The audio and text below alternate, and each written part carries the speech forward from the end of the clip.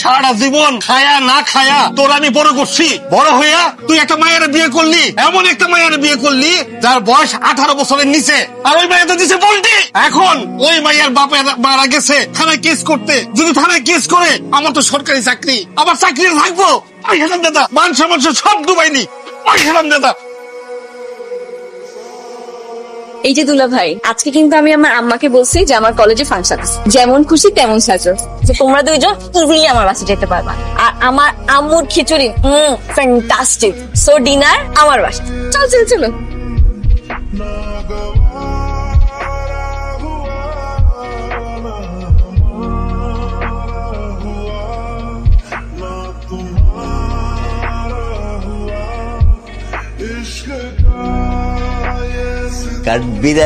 কাঠবিড়ালি পেয়ারা তুমি খাও। মামা বসো। আমাকে এখনো কাঠবিড়ালি রাখো কেন? আমি কি ছোট? আচ্ছা তুমি কি বড় হয়েছো? তুই তো এখনো ছোটই আছিস। তোমার মতো বিয়ে দিলাম আর দুটা বাচ্চা থাকবে। আচ্ছা এমন ভাবে বলতেছিস যেন জামাই একদম রেডি আছে নাকি? তেমন কিছু নাই। বল বল বল, সমস্যা নেই বল। বাসায় কিন্তু আমারই ম্যানেজ করতে হবে, এটা মানিস তো? সেটা আমি মানি, কিন্তু কিছু নাই। বল বল, তুই আর আমি তো আত্মপ্রমাণ। বল বই কেন? সত্যি বলবো? হ্যাঁ। মাকে বলবা না? প্রমিস? 100% প্রমিস।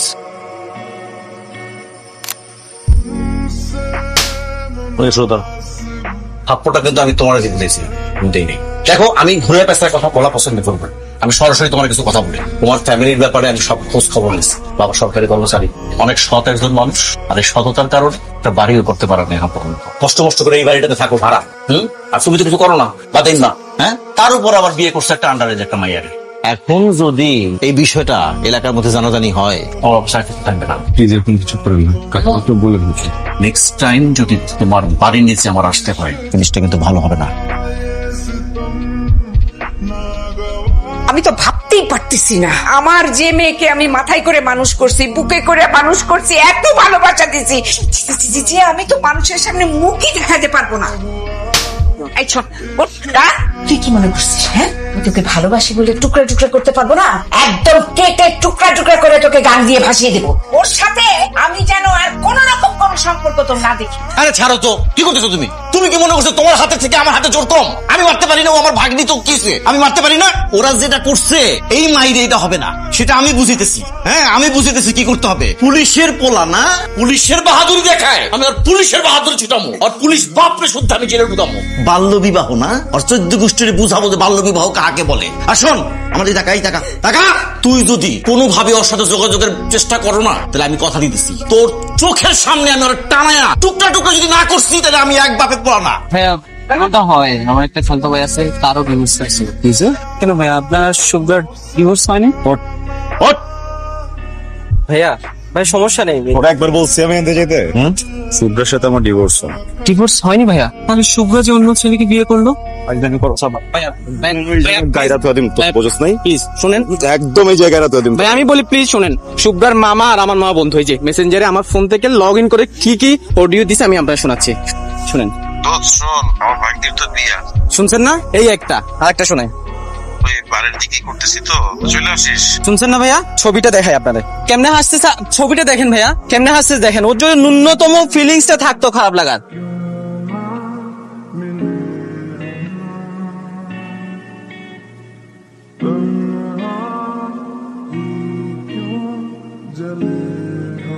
কি রে, কি হয়েছে তো? কথা বলছ না, কি হয়েছে তো? আর কিছু বলতে হবে সবসময়। আমার না কি যেন হয়েছে বুঝছেন, আমি বুঝতে পারতেছি না, আমি নিঃশ্বাস নিতে পারতেছি না, বড় কষ্ট হইতেছে।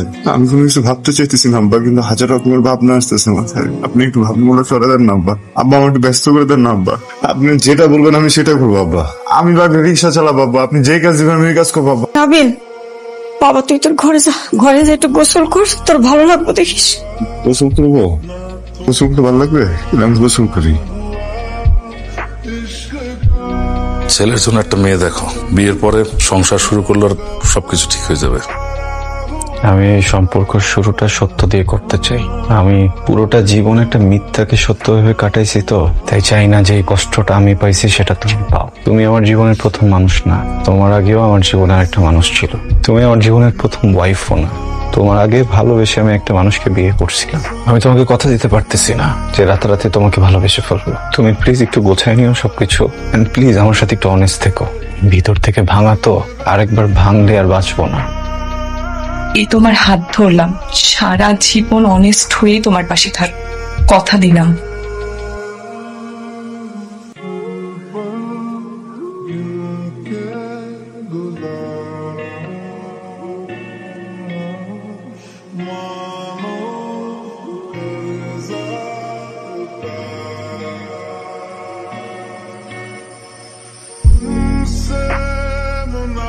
আসসালামু আলাইকুম স্যার।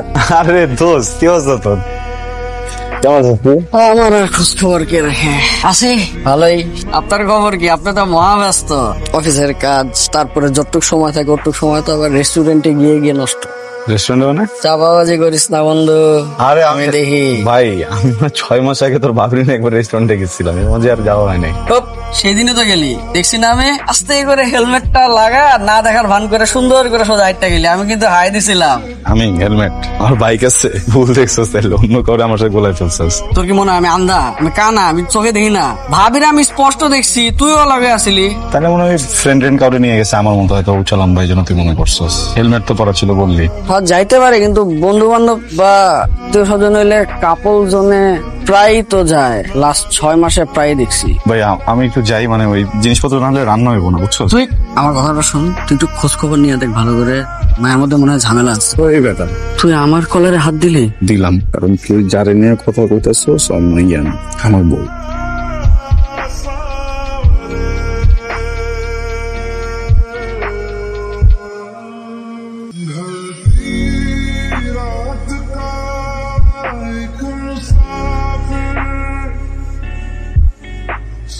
এটা কি? কথা বলতেছো না কেন? কবে বলছো তুমি?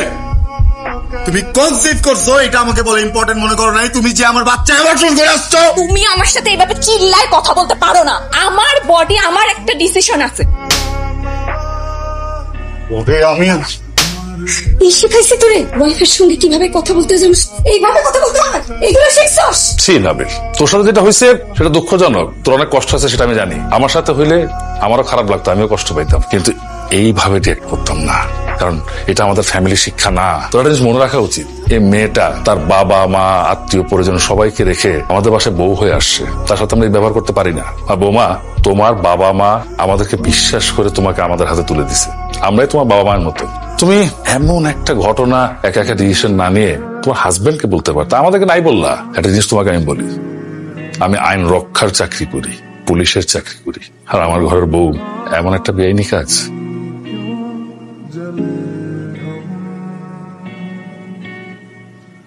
আমার এখানে আইনা বসা রাখছিস কেন? কি কবি তাড়াতাড়ি ক, আমার কাম আছে। কিলো কথা কানা যেতেছে না? তুই ঠিক ছিলি, ওই মাইয়ার আসলে সমস্যা আছে। ও আর যাই হোক, এতদিনেও আমার বউ হইতে পারে নাই। ভুলটা আমার।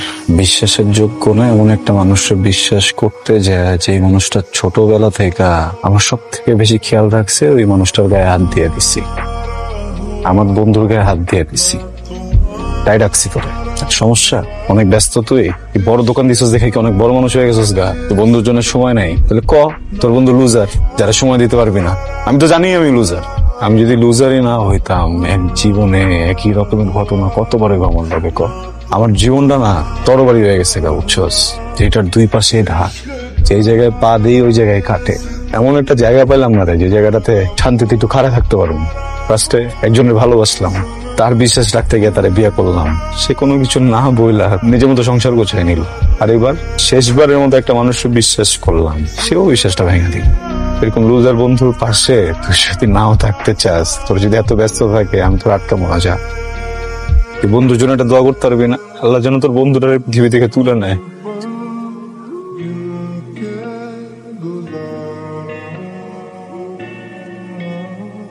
দুনিয়ার মানুষ ভালো না রে, বুঝছস? সবাই খালি লুকায়, তুই ভালো।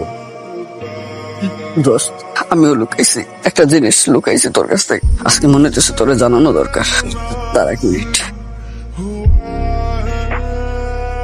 হ্যালো মামা, আপনি একটু আসতে পারবেন?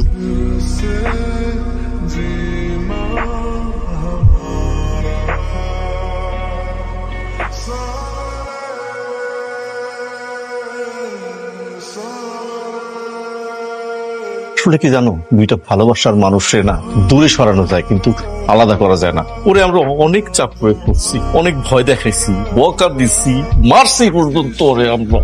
তারপরে ওরে বিয়ে রাজি করাতে পারি নাই। কয় আমার তো জামাই আছে, আমি আবার বিয়ে করবো কি? কিচ্ছু করতে পারিনি। পরে চিন্তা করছি কি যে তোমারে দিয়ে টোপ ফালামো।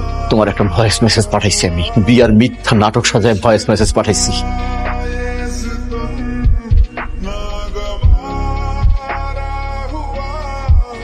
সেই ভয়েসটা শুনা তুমি তোমার লাইফটাকে সেট করছো, তুমি বিয়ে করছো।